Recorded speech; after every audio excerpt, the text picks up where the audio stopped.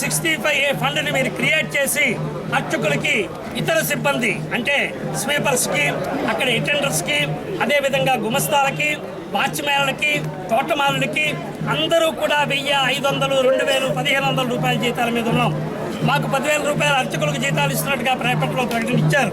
కానీ ఉన్నటువంటి ఉత్తరాంధ్రలో 2700 దేవాలయాలుంటే ఇందులో 1568 దేవాలయాలకి ధూపదీప నైవేద్యాలు లేవు, అర్చకులు లేరు, సిబ్బంది లేరు. ఉన్న వాటిలో కూడా మొత్తం 3 జిల్లాలు కలిపి కనీసం 300 మందికి కూడా ఈ 10,000 రూపాయల జీతాలు ఇవ్వలేదు.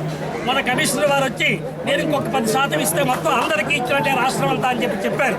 వాస్తవానికి అయితే జీరో ఆదాయం ఉన్న దేవాలయాల దగ్గర కూడా అనేక రకాలుగా వివిధ రూపాల్లో వీళ్ళు తీసుకుంటున్నారు ఫండ్స్.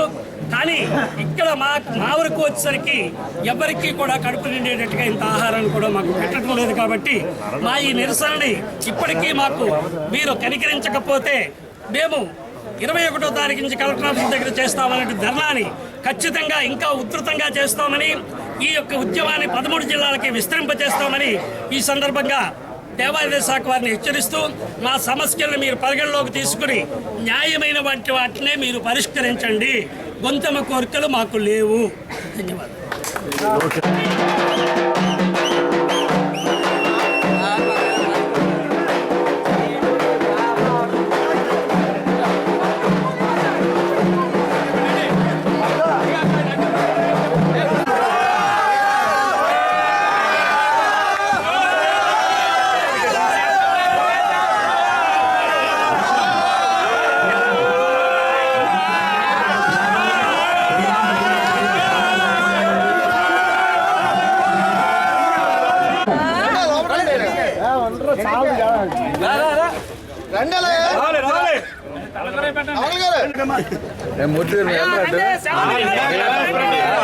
అందరూ వస్తారు సార్.